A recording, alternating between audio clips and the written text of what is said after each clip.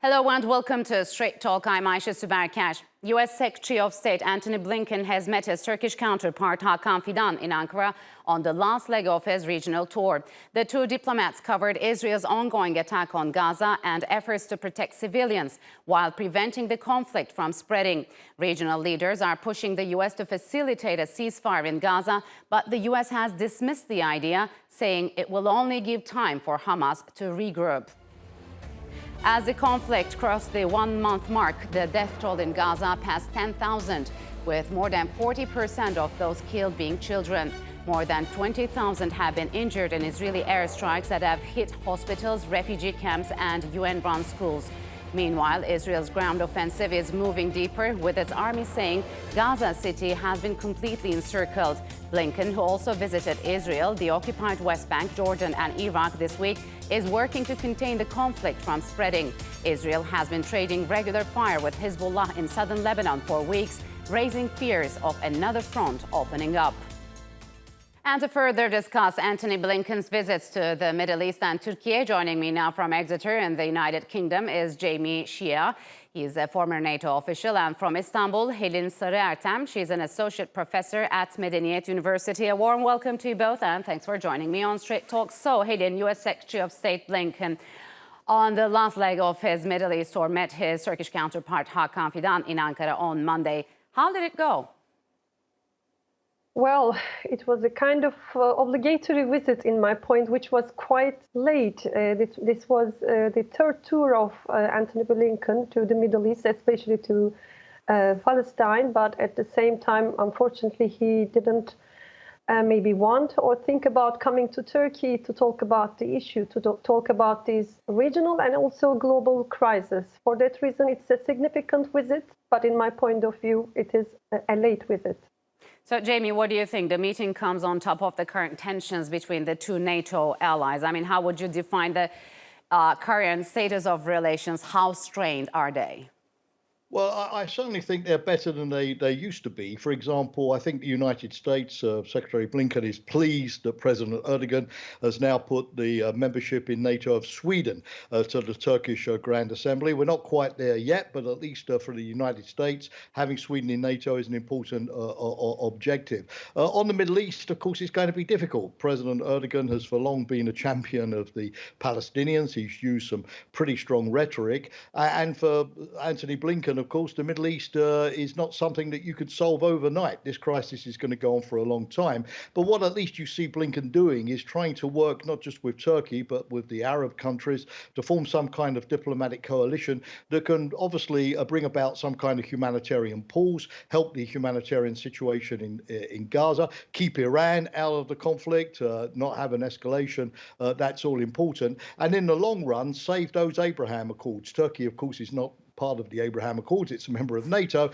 But for the United States, had this normalization between Israel and countries like the UAE, Bahrain, Sudan, etc. That's been incredibly important. And the United States will be hoping that this current crisis is not going to scupper those agreements going forward. But of course, as I said, it's a work in progress. Blinken has made 4 visits, and no doubt he's going to make 4 more visits over the next couple of weeks to try to bring about a resolution. So, Helin, the meeting lasted for about 2.5 hours. Is Turkey's, for example, offer to set up a guarantor mechanism which will oversee Gaza still relevant under the current circumstances?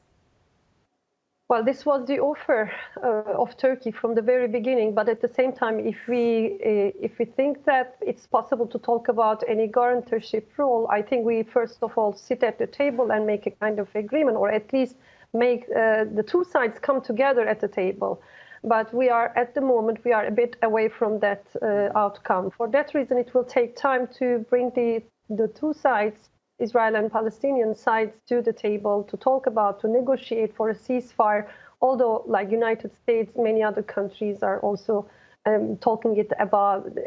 mentioning it as a humanitarian pause. Well, it has to be a ceasefire. And this is the case of Turkey's opinion. But at the same time, the United States and Israel are talking about only a short humanitarian pause because they are afraid of strengthening Hamas' military position in this equation.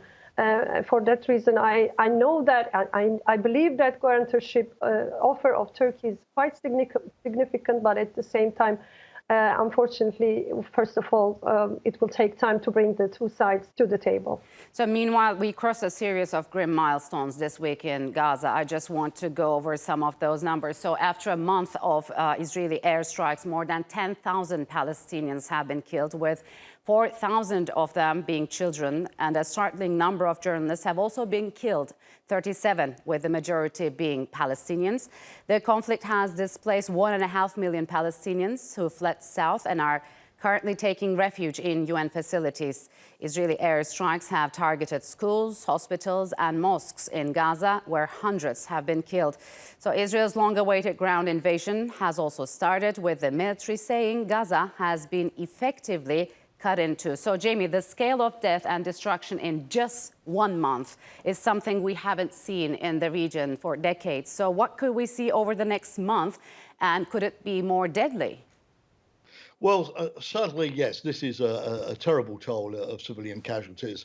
Blinken did say yesterday, during his visit, that to some degree the Israelis are in a difficult position because Hamas, yes, according to the United States and the Israelis, Hamas, yes, has been putting its facilities, its tunnels under hospitals, under schools, in civilian areas, making it difficult for the Israelis to distinguish between military targets and civilian targets. That's clear. But on the other hand, it's absolutely the case that what Israel must do is that if it tells the population of Gaza to go to the south, it must make sure that the south is a sanctuary, so that people don't go to the south only to be targeted in camps or on roads. That would be a complete contradiction. And of course, to stop attacking these civilian targets. That's crystal clear, which is not only driving up the death toll, but also losing Israel a great deal of the international support and sympathy that it had after October the 7th. And we have the 1 month anniversary, of course, of that today. The next thing, of course, is that the Israelis have now started a ground operation. Yes. And if they've started a ground operation, it means that they should presumably stop these air operations, this aerial bombing, which is proving so destructive. Netanyahu at least said yesterday that Israel would contemplate short humanitarian pauses. That's not enough in terms of the hundreds of trucks that need to enter Gaza every day with supplies, but at least it's a little bit more flexibility than what we've seen coming from him in recent days. So Blinken has rejected calls for a ceasefire, saying it would allow Hamas to regroup. How long can this last? And is there a point where the United States will be under a global pressure to force Israel to accept a ceasefire? Is this a possibility? Well, I think Israel, from the very beginning on, it's like a spoiled child of the United States. So it can do everything it wants. It can apply a huge amount of violence, military assaults to the Palestinian civilians. For that reason, I do not expect any big change on the United States policy. However, we also witness that the international pressure, the pressure coming from the publics of different European countries, as well as the other countries of the world, is increasing, and the United States has to give an ear to all these reactions regarding the Palestinian civilian casualties. Well, it will take time, but the United States should also understand that, if it's talking about preserving its global leadership, this must be also about the protection role of an international leader, a global leader. If the United States wants to continue this role internationally, it has to understand the pain of the civilians in Palestine. It's not only about the security of Israel, it's also about the security of the Palestinians. And from the very beginning, from the first day of Hamas assaults against the Israeli kibbutz, unfortunately, the United States couldn't become neutral. It took side with Israel. So Jamie, Blinken, during his meeting with Mahmoud Abbas, said the Palestinian Authority could play a central role in Gaza, provided that Hamas is completely dismantled. How realistic is this? Because on the other hand, Netanyahu says that Israel will play a security role in Gaza after fighting ends. So what's at stake for both countries, the United States and Israel? Well, I do think it's good that Blinken is looking not just at the short-term immediate crisis, the targeting policy, the military operations, the humanitarian situation, but is thinking a little bit about the long term. I mean, in the short term, Israel, of course, will be the occupying force in Gaza. It's already there. It's encircled Gaza city, and it will have the responsibility, not just, of course, to destroy Hamas. And we can argue if that's a realistic target, because Hamas is not just a military organization, but it's also a social organization, and it's an idea, and it's much more difficult to eliminate an idea. But of course, it will also have the responsibility to deal with the humanitarian crisis, to rebuild the infrastructure, to get international support. The reconstruction of Gaza will no doubt run into billions, if not trillions of dollars, given the extent. And of course, to look at the longer term. Now, we found out before 2005, when the Israelis left Gaza, that an Israeli military occupation is not popular and won't be accepted by the Palestinians. So I think Blinken's message to the Israelis is that, look, you'll be in charge for the short run, and you'll have the responsibility to deal with the humanitarian crisis, but you need to hand over to either a UN peacekeeping force or an international Arab force or some other combination of an international governance mechanism, probably also with a big UN role, particularly on the humanitarian side. And you Israelis need to get out of Gaza quickly to avoid a replay of 2005, which led directly, of course, to the rise of Hamas. The Palestinian Authority would be the natural tutelage for that, because, of course, it was in charge of Gaza when the Israelis left in 2005. But we all know that it needs to hold elections, and it needs to be reformed, and it needs to be able to do the job. But Jamie, how many more people have to be killed before this long-term solution is put into place, as you've mentioned?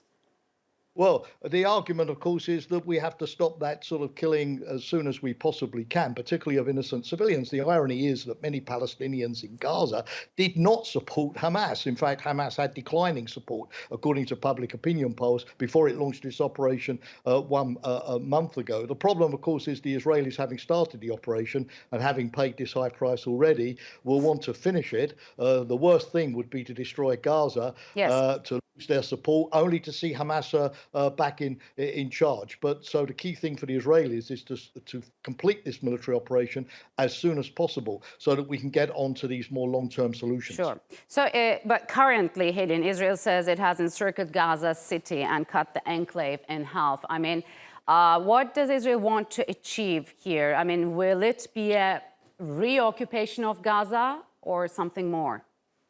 Well, we are talking about occupation at first hand, but afterwards maybe annexation will also come. But yeah, we have to underline once again that they already destroyed whole Gaza. We are not talking about the north or south separately. We are talking a completely destroyed Gaza.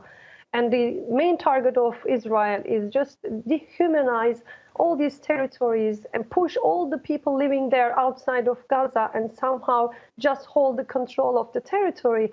And regarding that, how can we talk about a kind of permanent peace agreement between two sides in which we can build a two-state formula? So it's about occupation and maybe about annexation, but it is a temporary solution. They are just buying security at short periods, but afterwards, unfortunately, they will also once again witness that they are not talking about the real security in the long run. All right, Helen and Jamie, unfortunately, we'll have to leave it here. Thank you very much for joining me on Straight Talk.